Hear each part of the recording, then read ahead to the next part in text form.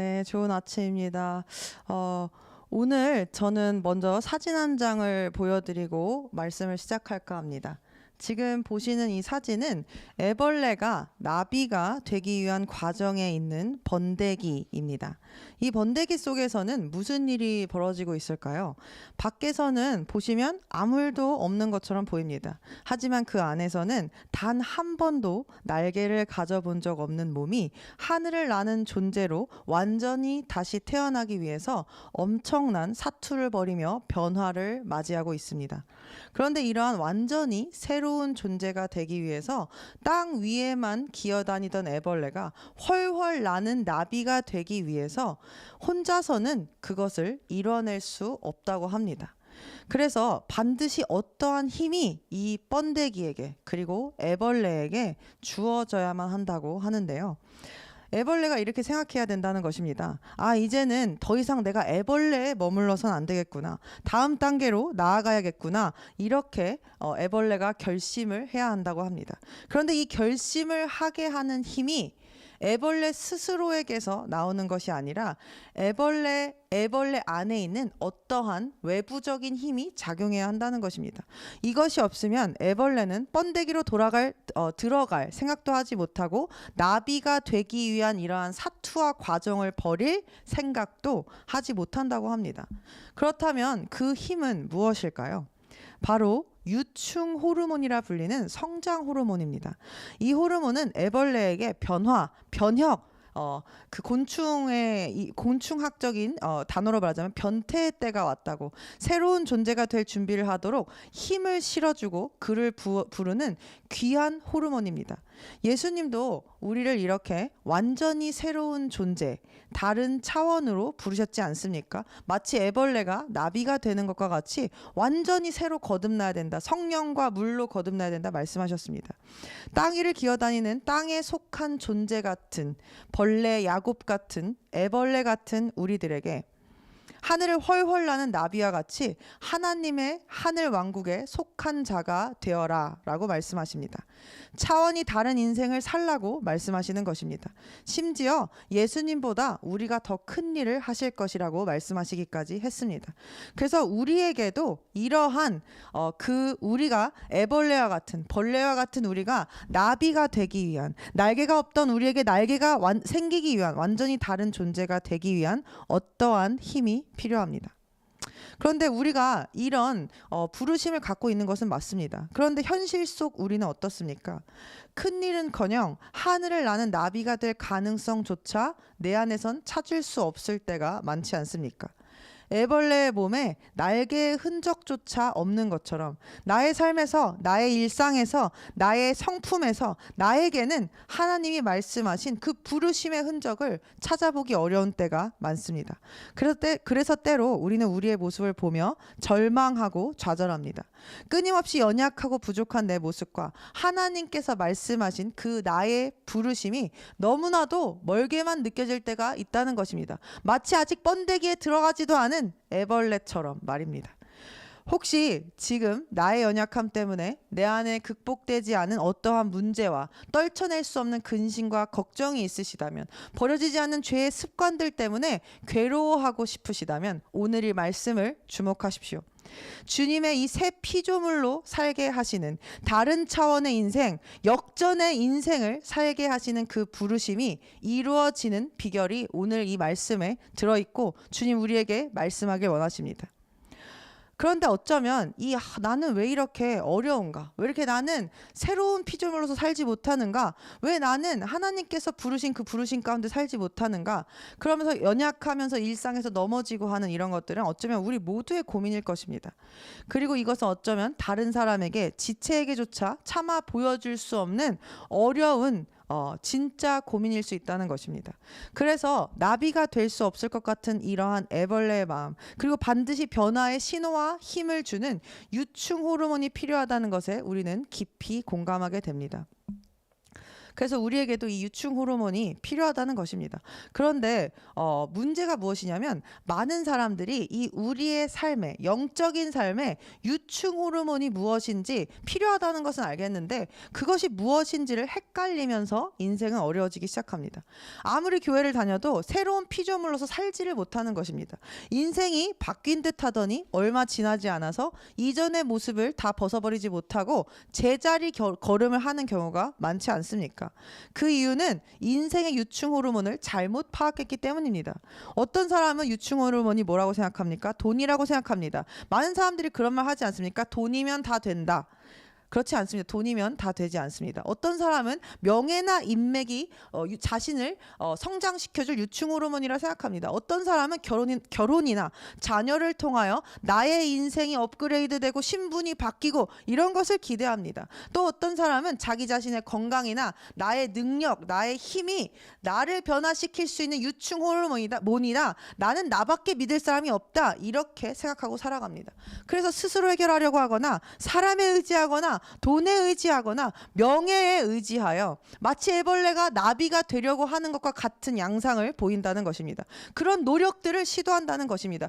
그런데 애벌레가 돈이 있다고 해서 나비가 될 수 없듯이 우리는 돈, 명예, 사람, 인맥, 결혼, 자녀가 있다고 해서 우리가 정말 하나님의 부르심에 합당하게 살 수 있게 되는 것이 아닙니다. 우리의 진정한 유충 호르몬은 이런 것이 아니라는 것입니다. 그러면 여러분, 주님은 뭐라고 말씀하셨습니까? 성경은 우리의 유충 호르몬이 뭐라고 말했습니까? 무엇이 우리를 돕는다 했습니까? 무엇이 우리를 성장시키고 성화시킨다 했습니까? 무엇이 우리를 땅끝까지 예수 그리스도의 증인으로 만든다, 너희의 부르심을 이루게 한다고 말했습니까? 무엇이 우리를 이렇게 만든다고 말했습니까? 바로 성령님입니다. 맞습니다. 바로 성령님입니다. 오늘 우리가 들은 본문의 주인공 사도 바울 역시 마찬가지였습니다. 성령이 아니었다면 그는 절대 예수님의 사도가 될 수 없는 사람이었습니다. 그의 과거를 보십시오. 예수 믿는 자들을 핍박하며 잡아 죽이던 잔인한 살인자, 그 사람이 바로 사도 바울이고, 스데반이 돌에 맞아 죽을 때 그것을 부추기며 사람들의 옷을 맡아 보관하던 자가 사도 바울입니다. 그리고 눈앞에 있는 그리스도인만을 핍박하는 것이 모자라서 스스로 다마스커스로 가기를 자처했던 사람, 찾아 나서서 죽이려고 했던 사람이 바로 사도 바울입니다.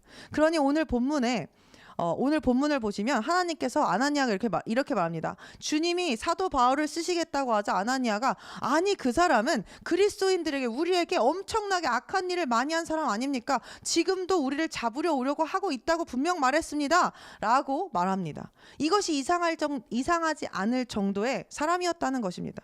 여러분, 우리가 주변에 이런 사람이 있다고 하면은 이런 사람이 사도가 될 수 있다고 우리라면 생각할 수 있겠습니까? 주님의 종이 된다고 생각할 수 있겠습니까? 이건 마치 애벌레의 등에서 날개 자국을 찾아보려고 하는 것과 같을 것입니다. 그런데 주님은 이렇게 말씀하셨습니다. 그럼에도 불구하고, 아나니아의 항변에도 불구하고 주님이 이렇게 말씀하십니다. 아니다. 그는 내 이름을 증거하기 위해 내가 택한 그릇이다. 그래서 아나니아는 일단 주님께 순종하여 그러니까 사도 바울의 이전 이름인 사울에게 찾아갔고 그에게 안수하며 말합니다. 형제 사울아, 예수님께서 나를 보내셨으니 이는 너로 보게 하시며 성령으로 충만케, 뭐라고요? 성령으로 충만케 하려 하심이라고 말합니다. 그리고 곧 놀라운 일이 일어납니다. 사울이 곧바로 회당에서 예수 그리스도가 하나님의 아들이심을 전하기 시작한 것이죠. 그가 완전히 다른 존재로 탈바꿈, 변혁이 된 것입니다. 완전히 그의 인생이 역전된 것처럼 360도 회전한 것입니다. 그리고 그는 사도들 중에 가장 수많은 교회를 세우며 가장 많은 서신서를 남기며 아직까지도 가장 많은 영향력과 도전을 주는 그리스도의 사도 중에 사도가 되었습니다. 살인자였던 그가 말입니다. 오늘 본문 다시 보겠습니다. 그런데 제가 앞서 강조했던 말, 무엇이 그를 바꿨다고 오늘 본문이 증거합니까? 그 전 구절 보여주십시오. 17절 보여주십시오. 무엇이 그를 바꿨다고 말합니까? 바로 성령으로 충만하여. 31절 말고 17절 보여주십시오. 사울이 어떻게 사도 바울이 됐다고 말합니까? 성령으로 충만하여 성령으로 충만하여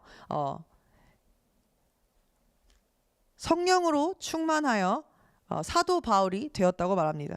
무엇이 그를 그렇게 바꿨습니까? 바로 성령님이십니다. 성령이 임하시자 그는 완전히 다른 사람이 되었습니다. 성령으로 충만히 채워지자 잔인한 살인자였던 사울이 예수 그리스도를 위해서는 자신의 생명을 아끼지 않는 순교자, 그리스도의 종, 그리스도의 사도가 되었습니다. 그리고 훗날 신약 서신서의 절반을 쓰는 강력한 영향력을 지닌 사도가 되었고 순교자의 삶을 살았고 실제로 순교했습니다. 그리고 지금까지도 예수님을 제외한 성경의 그 어느 인물보다 그리스도인들에게 많은 영향력을 주는 사람이 사도 바울 아닙니까?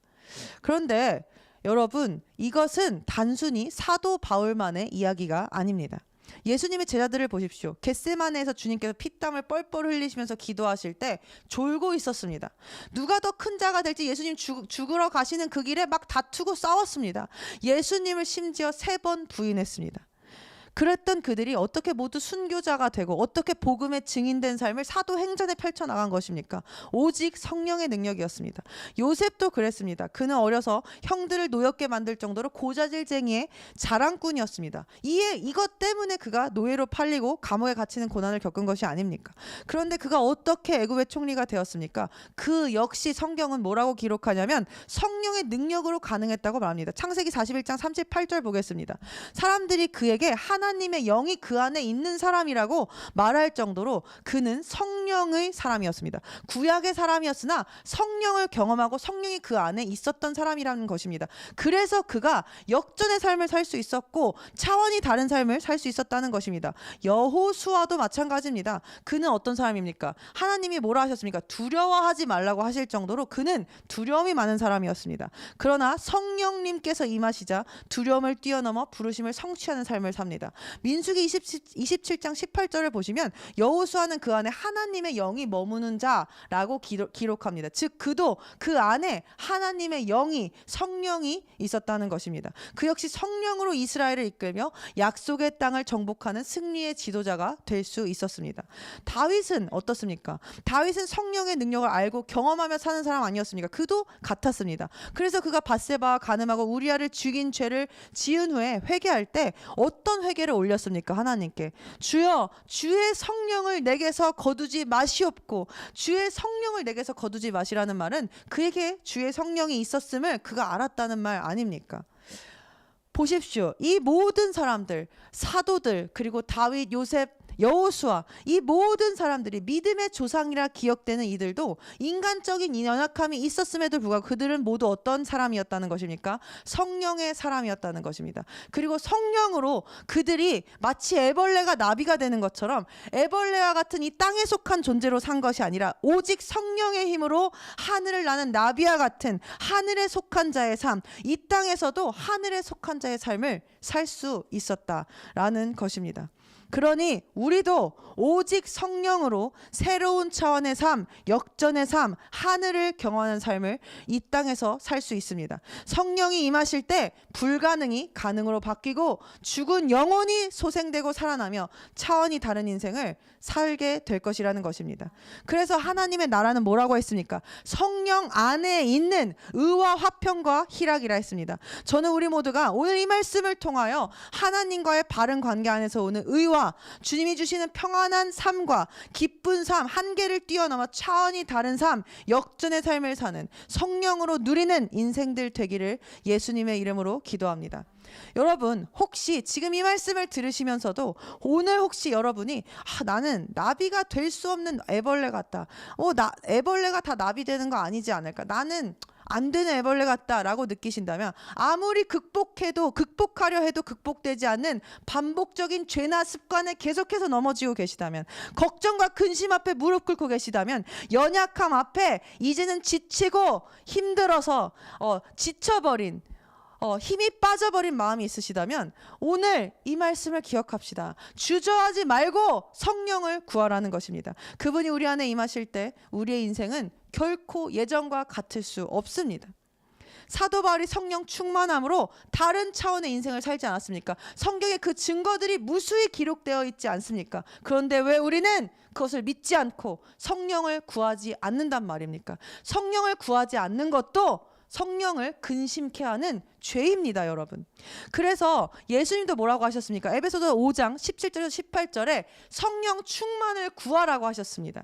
이로 인하여 너희는 어리석게 되지 말고 주의 뜻이 무엇인지 이해하라. 술 취하지 말라. 그리고 그것은 방탕한 것이니 오직 성령으로 충만하라 하셨습니다. 성령으로 충만하지 않은 것, 성령을 구하지 않는 것은 주의 뜻이 무엇인지 모르는 것이라는 것입니다. 어리석은 것이라는 말입니다. 우리 성령을 구해야 합니다.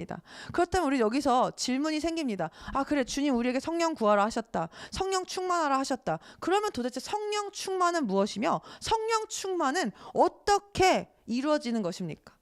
우리를 마치 애벌레와 같은 우리를 나비가 되게 하기 위해서 이 성령 충만을 어떻게 구하며 어떤 거냐는 것입니다. 그래서 먼저 헬라어 잠시 살펴보길 원하는데요. 이 충만하다 할 때 충만은 플레로라는 단어입니다. 이 뜻은 문자적으로는 빈틈이 없이 가장자리까지 꽉 찬 상태를 말하고 비유적으로는 모든 부분, 빠짐없이 모든 부분을 완전하게 완성하는 것을 뜻합니다. 즉 성령이 우리 안팎을 완전히 채우시고 우리의 모든 부분을 완전히 다스리시는 상태를 말합니다. 그런데 우리가 이렇게 안팎으로 성령 충만하기 위해서, 그럼 성령 충만이 뭔지 알았다고 하면 안팎으로 그럼 이렇게 성령 충만하기 위해서는 무엇이 필요한 것입니까? 크게 두 가지가 필요합니다. 첫 번째, 성령 충만을 위해서는 현재 진행형의 삶이 필요합니다. 무슨 말이냐면 이 성령 충만하라는 이 예수님의 명령은 현재 진행형입니다. 지금도 유효한 것, 지금도 밸리드한 것이라는 것입니다. 즉 성령 충만은 한 번의 사건이 아니라 매일매일 채워져서 현재에 계속되어야 하는, 미래에도 계속되어야 하는, 계속적으로 그 상태를 지속하고 유지해야 하는 것이다 라는 것입니다. 그래서 우리가 유지할 때 성령 충만을 이룰 수 있습니다. 그러니까 어떤 사람들은 이런 말을 합니다. 성령 충만이 마치 어떤 하나님의 임재를 경험하는 경험적인 거. 그때 내가 너무 성령이 충만했어. 하나님이 나에게 임재하셨어. 그런 것으로 생각하거나 은사가 발현되는 순간, 은사가 이렇게 나타나는 순간을 성령이 충만해서 그랬다라고 생각하는 경향이 있습니다. 물론 이것도 임재의 경험이나 이런 초자연적인 은사가 발현되는 것도 성령 충만의 한 모습일 수 있습니다. 그러나 성경은 그것이 성령 충만의 전부라고 말하고 있지 않습니다. 오히려 성경은 성령 충만을 얘기할 때 삶이 어떤지를 보라고 말합니다. 삶 전체에 드러나는 어떠한 인간의 상태, 관계의 상태, 삶의 모습을 설명합니다. 에베소서 5장 18절에 우리 성경에 우리 진리의 영께서 성령 충만하라 라고 말씀하신 후에 뭐라고 나옵니까? 성령 충만한 자의, 믿는 자의 생활을 그 이유로 묘사하시면서 뭐라고 했습니까? 첫 번째, 예배와 감사를 드려라. 새 노래로 불러라. 그리고 두 번째, 가정과 부부의 관계가 교회가 되는 것 같은, 예수 그리스도와 교회의 관계 같은 삶이 되어라. 세 번째, 일터에서도 주님을 섬기듯 하는 성실함과 신실함으로 일터의 삶을 살아내라. 그리고 영적 전쟁에서 승리하는 삶을 살아라. 담대한 증인의 삶이 되라 라고 말했습니다. 즉 성경은 초자연적인 현상이나 어떠한 경험만을 성령 충만이라 말한 것이 아니라는 것입니다. 되려 우리의 모든 삶과 관계를 보면 성령이 충만한지 아닌지를 알 수 있다고 말합니다. 이처럼 성령 충만은 추상적인 것이 아닙니다. 어떤 임재를 경험하면서 내가 또 그것을 경험하고 싶다로 끝나는 것이 아닙니다. 성령 충만은 우리의 삶에 반드시 실제적으로 우리의 삶으로 나타납니다. 예를 들어서 여러분도 아시겠지만 금식할 때 성령님께서 도와주지 않으시면 배고픔을 견디기가 상당히 어렵지 않습니까? 실제로 금식할 때 성령님이 안 도와주시면은 금식을 못합니다. 배고픔을 이기기가 굉장히 어렵습니다. 그런데 성령님께서 도와주시면 어떤 일이 일어나냐면 배고픔이 잘 안 느껴집니다. 식욕을 이겨버리는 것입니다. 이것이 성령의 실제적인 능력입니다. 우리가 성령 충만을 사모해서 우리 자신을 비우려고 하면 성령님께서 우리를 도우셔서 심지어 우리의 본능까지도 넘어서서 본능까지도 이기게 하시는 것, 이런 실제적인 힘이 있는 것이 성령의 힘이라는 것입니다. 우리가 누구가 너무 밉고 싫습니다. 용서가 안 됩니다. 그런데 성령 충만을 우리가 구하고 우리가 성령님께 그것을 맡겨드리면 어떤 일이 일어납니까? 갑자기 그 사람이 이해가 되고 용서가 되는, 내가 무슨 용서할 자격이 있나 라고 생각이 드는 그러한 사건도 발생합니다. 이렇게 실제적으로 우리의 삶에 효과가 나타나는 것, 영향력이 발생하는 것, 이것이 성령 충만입니다.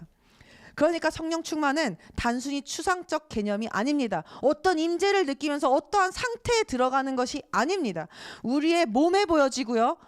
마치 식욕을 극복하듯이 우리의 몸에, 삶에 확실히 보여집니다. 그러니 성령 충만은 가끔 있는 일이 아니라, 가끔 경험할 것이 아니라 매일의 우리의 상태가 되어야 합니다. 오늘을 살아내기 위한 그리스도인의 필수 조건이라는 것입니다.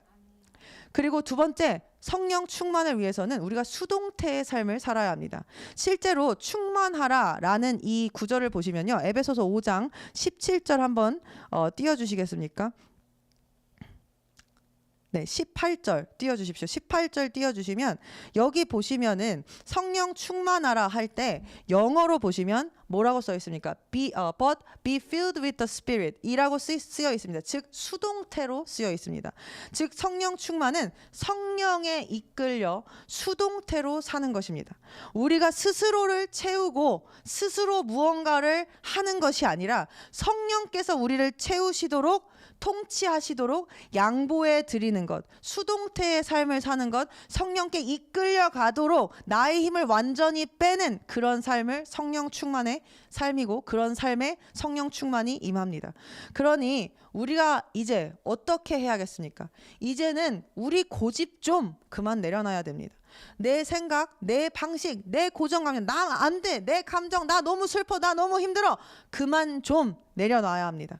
왜냐하면 성령 충만을 위해서 주님 말씀대로 선택하고 이끌리는 삶을 살아가려고 하면 내가 기준이 있어서야 되겠습니까? 내가 내 생각이 있어서야 되겠습니까? 내가 가고 싶은 길이 있어서야 되겠습니까? 내가 느끼고 즐기고 싶은 감정이 있어야 되겠습니까? 그것들을 뒤로 하고 성령께 굴복하려면 그런 모든 것들을 성령께 굴복시키고 없애고 뒤로 미루고 우리가 성령님께 우리를 내어드려야 하지 않겠습니까? 이렇게 말씀을 드리면 그래, 저 사람은 되니까 저런 말 하나 보다 이렇게 생각하실 수 있습니다. 근데 부끄럽지만 저는 누구보다도 육적인 생각, 자신의 생각과 고정관념, 내 방식, 이런 것들, 내 컨트롤, 이런 것들이 중요한 사람입니다. 문제를 보면은 기도하기보다요, 저는 해결하려고 하는 옛본성이 쉽게 나오는 사람입니다. 제가 하루는 기도를 하다가 저에 대해서 이렇게 하나님 앞에, 주님 저는 도대체 왜 이렇습니까? 저의 실체를 보여주시고 주님 앞에 좀 나아갈 수 있게 해주십시오 라고 했을 때 갑자기 마음에 초파리가 떠오르는 것입니다. 초파리 아시죠? 어떤 벌레 아시죠? 빛을 보면 막 달겨드는 벌레와 같은 제 자신이 보이는 것입니다. 보이는 것 같은 것입니다. 왜냐? 문제를 보면 그냥 뛰어듭니다. 아무 생각 없이 자동 반응을 하는 그런 옛본성이 쉽게 나오는 사람이라는 말입니다. 하나님보다 제가 앞설 때가 너무나도 많습니다. 그래서 성령께 온전히 양보한다는 것, 성령 충만의 삶은 저에게도 굉장히 어려운 일입니다. 그런데 최근에 여전히 제가 이런 것들과 씨름하면서 기도하면서 묵상하는 과정 속에서 이번 주에 제 마음에 강하게 다가온 확신이 있었습니다. 아니다, 너는 지금 너의 연약함을 붙들고 도대체 왜 이래요 주님, 저는 왜 이렇습니까? 라고 말하고 있지만 성령의 능력은 실제적인 것이다 라고 말씀하시는 것 같았습니다. 그리고 성령 충만은 네가 생각하는 것처럼 추상적인 개념이 아니다. 너의 삶에 임했던 성령 충만의 순간들을 기억해보라, 주님 말씀하시는 것 같았습니다. 그러면서 주님 말씀하신 것 같은 것이 오늘 너의 삶뿐만 아니라 이 교회에, 우리 모두의 삶에, 믿는 자의 삶에 성령의 능력이 능력이 반드시 풀어져야 한다. 그것을 선포하라는 마음 저에게 주셨습니다. 우리는 반드시 이 성령님, 마치 금식할 때 식욕을 이기시는 성령님, 용서가 힘들 때 용서하게 하시는 성령님, 화목하게 하시는 성령님, 이 성령의 능력을 실제적으로 삶에서 경험하고 풀어내야 합니다. 그래서 저는 오늘 이 자리에서 이 말씀을 함께 선포하길 원합니다. 성령님, 우리의 삶에서 일하셔 달라고, 우리 능동적으로 계속해서 우리 맘대로 살 것이 아니라 수동태의 삶, 패시브하게 주님께 끌려가는 삶을 살기를 결단하길 원합니다. 그것을 원하십니까? 아멘이십니까? 우리의 힘과 의지, 우리가 가진 자원, 재능, 능력이 아닙니다. 내 연약함, 내가 의지 박약입니까? 의지가 별로 없으니까? 그런 것들이 중요한 것이 아닙니다. 중요한 것은 우리 안에 이미 성령의 능력을 주님 부어주셨다는 것입니다. 이미 우리 안에 주님의 영이 있으십니다. 성령은 예수 그리스도의 영 아닙니까? 하나님의 영이 아닙니까? 그것이 우리 안에 있습니다. 그러니 우리가 할 것은 무엇입니까? 성령님, 저 좀 도와주십시오. 성령님, 저를 통치하여 주십시오. 라는 고백을 들고 주님 앞에 무릎 꿇고 주님의 발 앞으로 나아가는 것. 그것이 우리가 할 일의 전부라는 것입니다. 그것이 우리의 변화, 애벌레와 같은, 벌레와 같은 우리를 나비로 만드는, 날아다니는 하늘에 속한 자로 만드는 변화, 변혁의 시작이라는 것, 반전의 시작, 역전의 시작이라는 것을 선포하고 싶습니다. 성령께 완전히 항복할 때 성령께서 반드시 우리의 마음과 생각, 심지어 본능과 습관까지도 다스리실 것입니다. 그 순간 우리가 평생 질질 끌며 이건 정말 안 된다, 불가능하다고 생각했던 영역도 가능으로 바뀔 것입니다. 그 성령의 능력이 지금 이 말씀을 듣는 모든 분들의 삶과 저의 삶에 풀어지기를 지금 이 시간 예수님의 이름으로 선포하고 기도합니다. 따라서 이를 위해 우리는 하나님께 굴복해야 합니다. 성령께 굴복해야 합니다. 그리고 마치 애벌레가 유충 호르몬을 받아 번데기가 되고 마침내 나비로 날아오르듯 우리가 그렇게 성령께 내어드릴 때 성령께서도 우리를 필요할 때 움직이시고 변화의 길로 이끄실 것입니다. 성령님께서는 고린도전서 2장 10절에 하나님의 영임으로 하나님의 모든 깊은 것들을 다 알 수 있다고 하셨습니다. 그 영이 우리 안에 계시니 당연히 우리 하나님의 길을 따라갈 수 있지 않겠습니까? 언제요?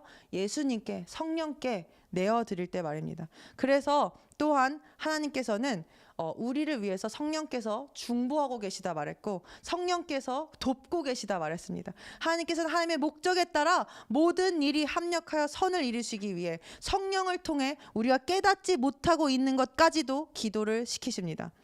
사랑하는 여러분, 그래서 주님께서는 이런 귀한 성령이시기에 이 성령님을 주시면서 우리에게 이것이 가장 큰 선물이라고 말씀하셨습니다. 누가복음 11장 13절에 뭐라고 하셨습니까? 너희가 아무리 악하다 할지라도 너희 자녀에게 좋은 선물을 줄 줄 알거든 하물며 하늘에 계신 아버지께서 구하는 자들에게 성령을 주시지 않겠느냐라고 하셨습니다. 그런데 어떤 분들은 솔직히 이런 생각을 하실 수 있습니다. 솔직히 저는요, 처음에 이 구절을 봤을 때 정말 부끄러운 얘기지만 아주 오래전에 이 구절을 봤을 때 가장 좋은 선물이 성령인가? 라고 생각한 적이 있습니다. 왜 성령이 선물이라고? 나는 솔직히 돈이나 건강이나 인간관계나 내가 원하는 성취가 더 큰 선물이 아닌가? 라는 그런 인간적인 생각을 진짜 부끄럽지만 한 적이 있습니다.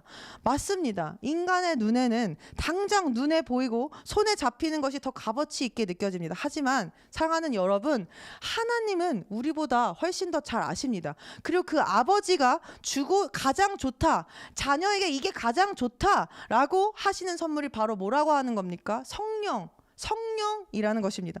성령을 주시는 이유는, 그렇다면 이 성령은 왜 성령이 가장 좋은 선물이 되는 것입니까?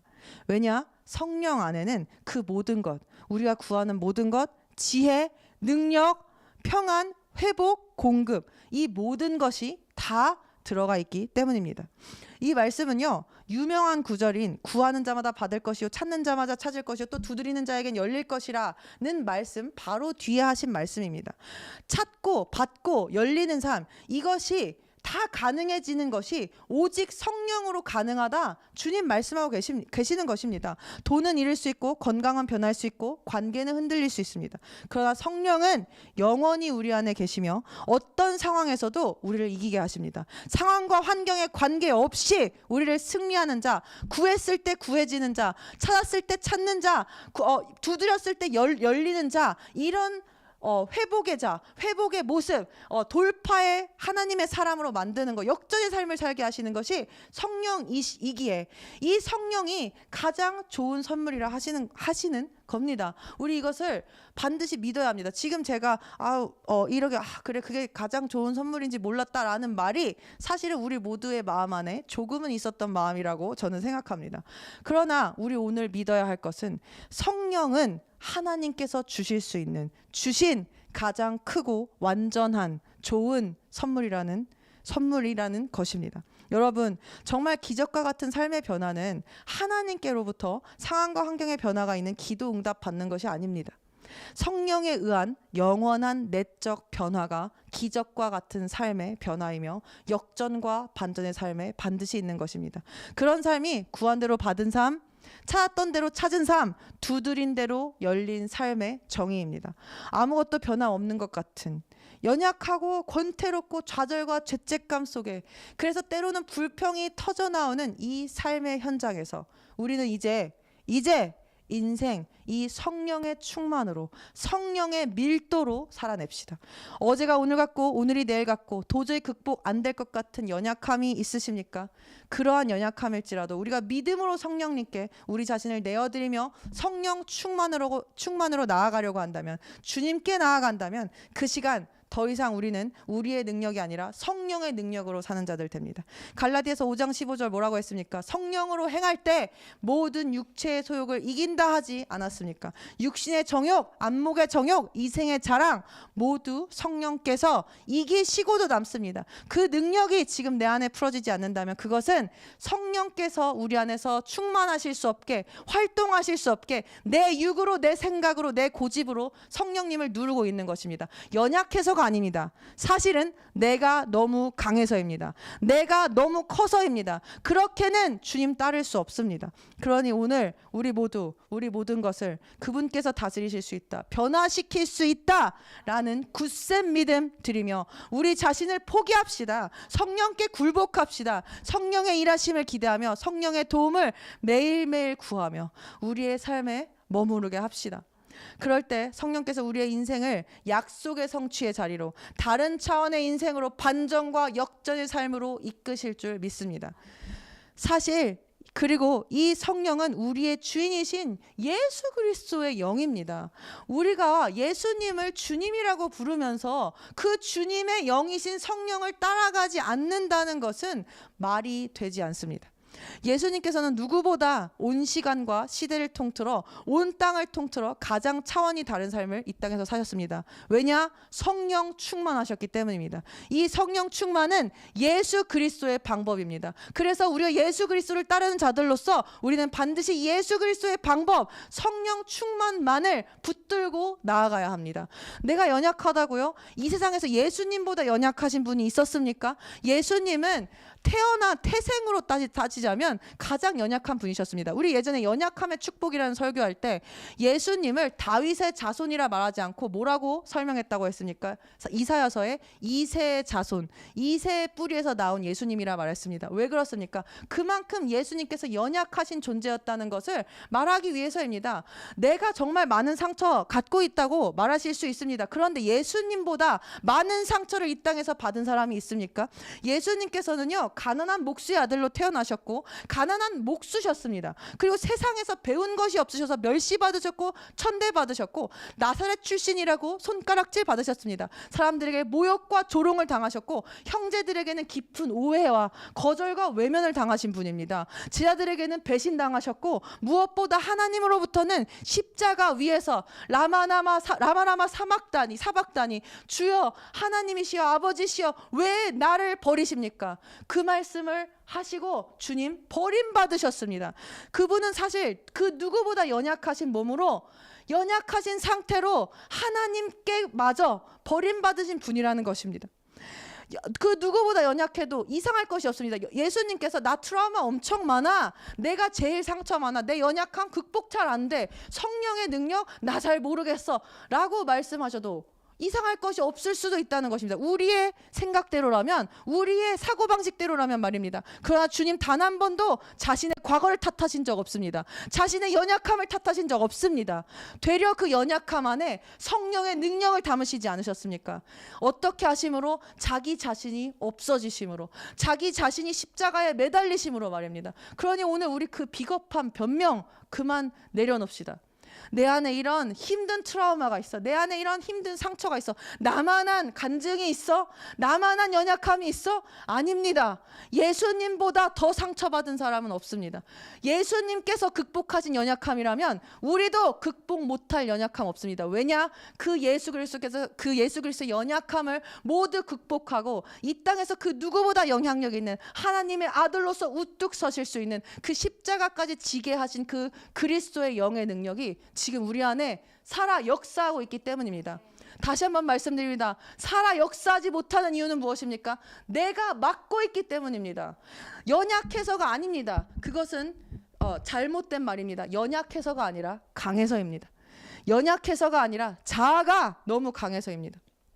그분께서는 삶의 모든 날 동안 아버지이신 하나님께만 복종하며 하나님의 발자취만을 따르셨습니다. 내 뜻이 아니라 늘 하나님의 뜻만을 구하시며 오직 하나님께 아버지께 본 것만을 행한다 말씀하셨습니다. 들은 것만을 말한다 말씀하셨습니다.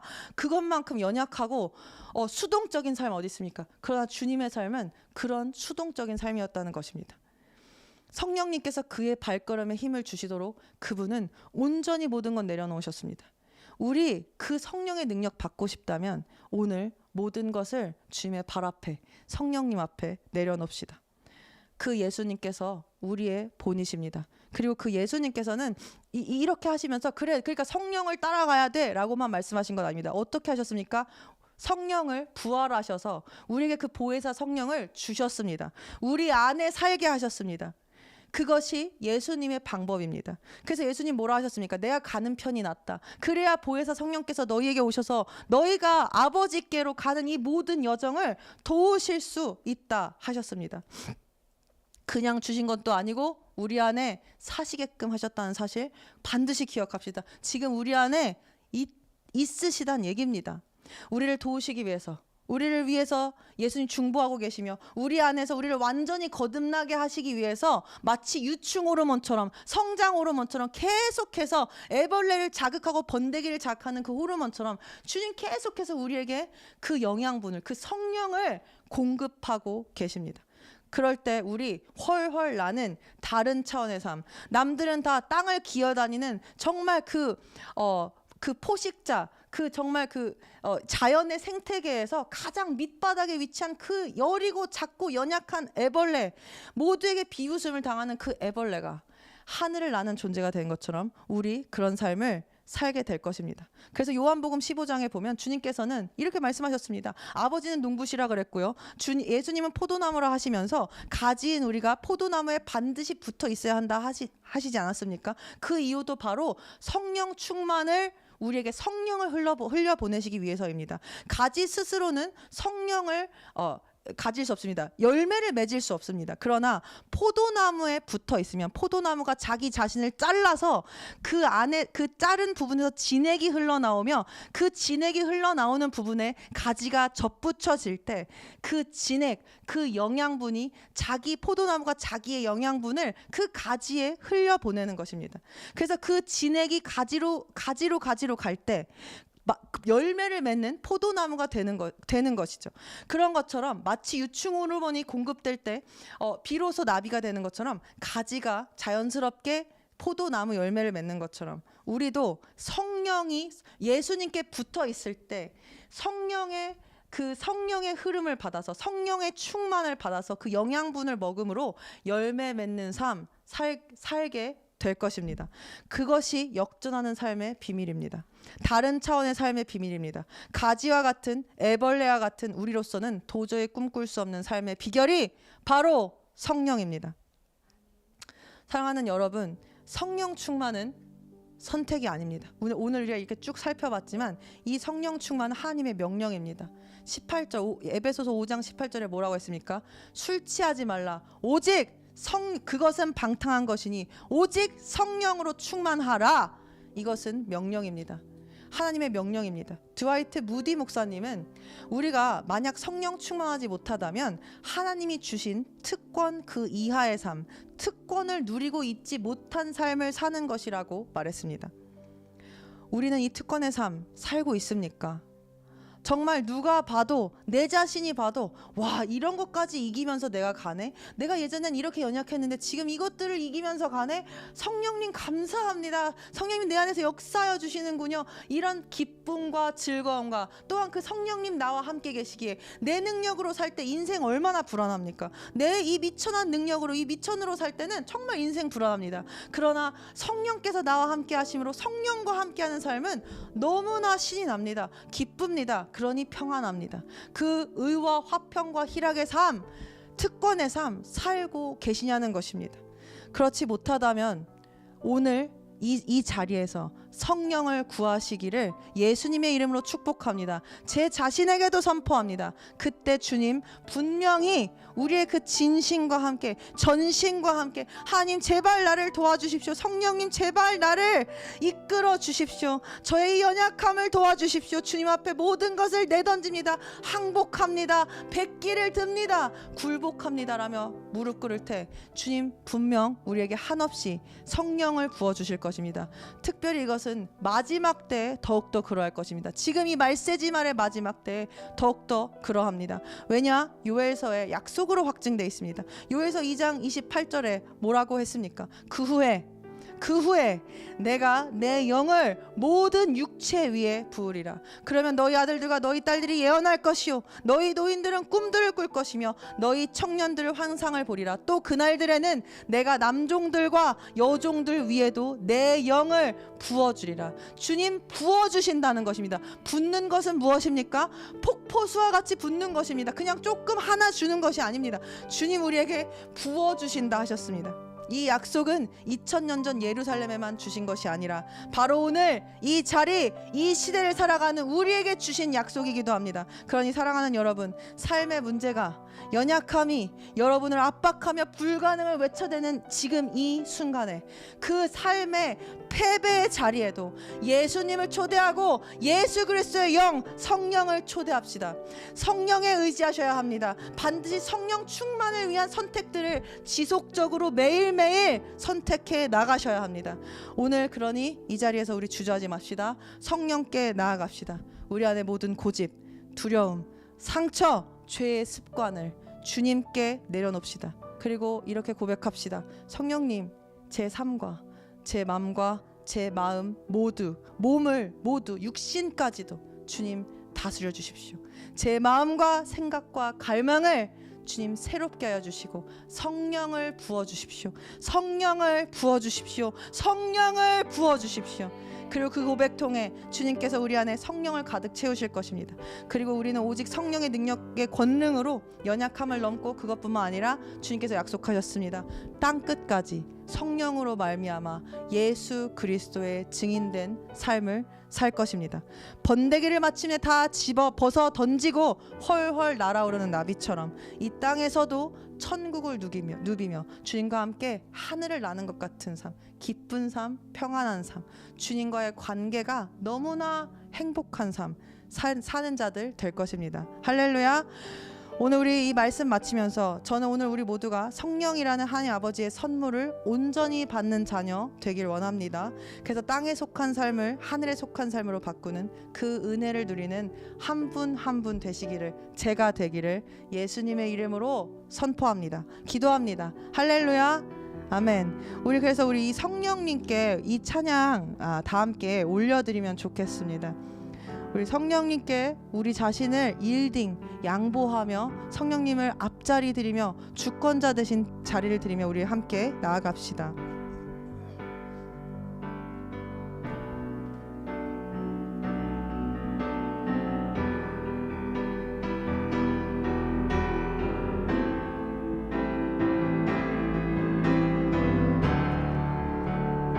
성령님 주십시오.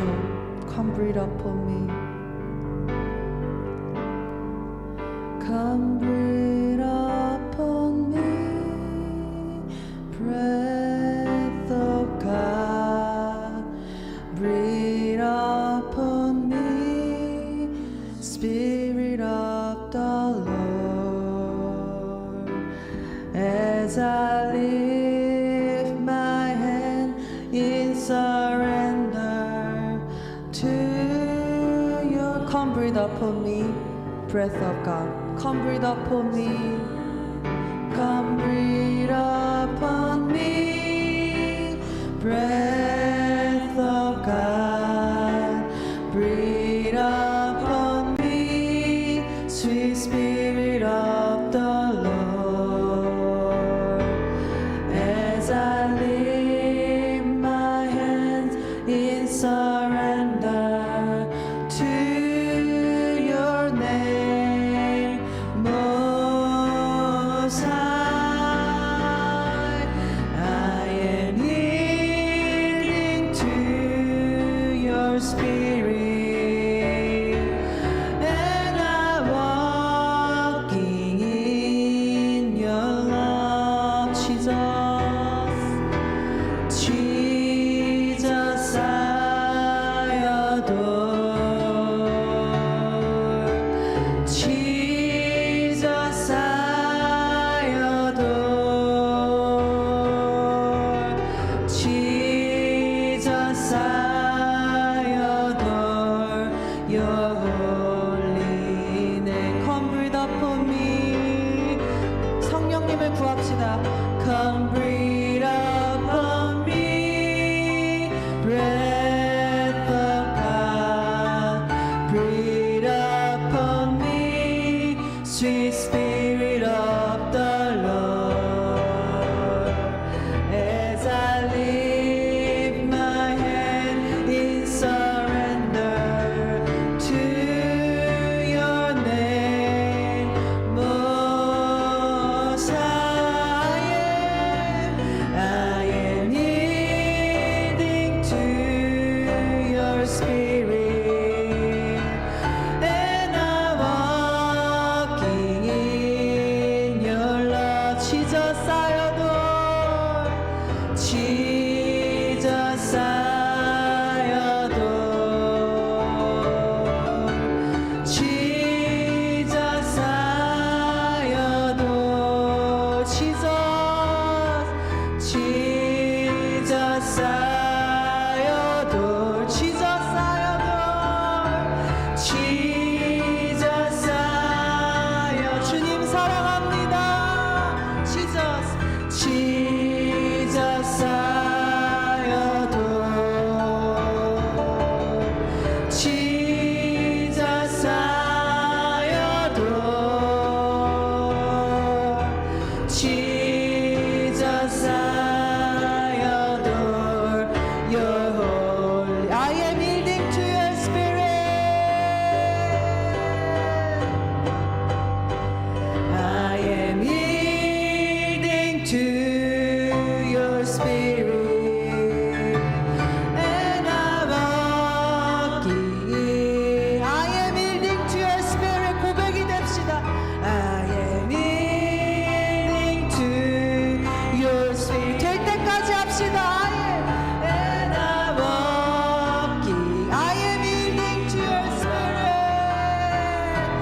I am yielding to your Spirit, and I'm walking in your. I am yielding to your. I am yielding to your Spirit, and I'm walking in your love. Jesus, I adore. Jesus, I adore. 주님. Jesus, I adore. Jesus, I adore. Jesus, Jesus, I adore. Jesus, I adore your holy name. 우리 마지막으로 주님께 고백 올려드립시다. Come breathe upon me. Come breathe upon me. Breath of God, breathe upon me. Sweet Spirit of the Lord, as I lift my hand in surrender to your name, Most High. I am yielding to your Spirit, and I'm walking in your love. Jesus, I adore Holy Spirit. Jesus, I adore. Jesus, I adore your holy name. 할렐루야. 할렐루야. 주님 들으셨죠? 저희가 찬양하는 소리, 저희의 마음의 소리 주님 들으셨을 줄 믿습니다. 성령님 우리 안에서 더욱더 강하게 역사하여 주시옵소서. 그것을 위해서 우리가 할 것은 우리의 모든 것들 주님 앞에 모두 다 내려놓는 것입니다. 선하신 하나님, 우리의 아버지이신 하나님, 우리의 가장 좋은 것을 허락하시는 하나님, 그 하나님만을 믿으며 주님 앞에 우리의 모든 인생을 던지기를 원합니다. 주님, 오늘 주님 우리의 인생과 우리의 모든 삶과 걱정과 고민과 연약함과 그 어떤 것일지라도 주님 앞에 내려놓습니다. 주님의 보좌 앞에, 발 앞에 모든 것 내려놓기를 결단합니다. 그때 예수님께서, 예수 그리스도의 영께서 우리 안에서 활발히 더욱더 강력히 역사하셔서 우리가 이제 더 이상 우리의 능력으로, 우리의 생각으로, 우리의 이 유한하고 한계가 있는 계획으로, 그 보잘것없는 능력으로 사는 인생들 아니라 정말 무한대 권능의 성령의 능력으로 사는 자들, 성령의 능력으로 이 땅의 천국을 끌어오는 자들 될 것입니다. 그런 부르심을 성취하는 삶 살 것입니다. 반전과 역전의 삶을 사는 이들, 완전히 다른 차원의 삶을 사는 이들 될 것입니다. 주님 감사합니다. 그것을 위하여 주님 우리에게 성령이라는 선물 주셨습니다. 그 선물에 주님 너무나도 감사합니다. 그리고 그 감사함을 모르고 살았던 그 무지하고 무식했던 지난 날들 주님 앞에 회개합니다. 주님 앞에 회개합니다. 내 입으로 안 된다 말하고 성령님 근심케 하고 성령님을 슬프시게 했던 모든 말들 주님 앞에 회개합니다. 주님 앞에 내려놓습니다.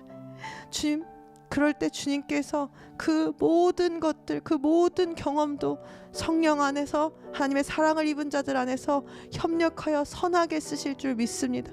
영혼 구원의 도구로 쓰실 줄을 믿습니다.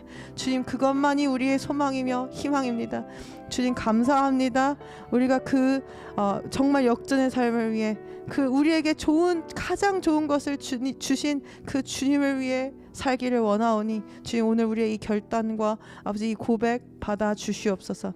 주님 감사합니다. 성령님 감사합니다. 하나님 아버지 감사합니다. 이 모든 말씀 우리에게 가장 좋은 선물을 주신 하나님 아버지와 예수 그리스도의 이름으로 기도드렸습니다. 아멘.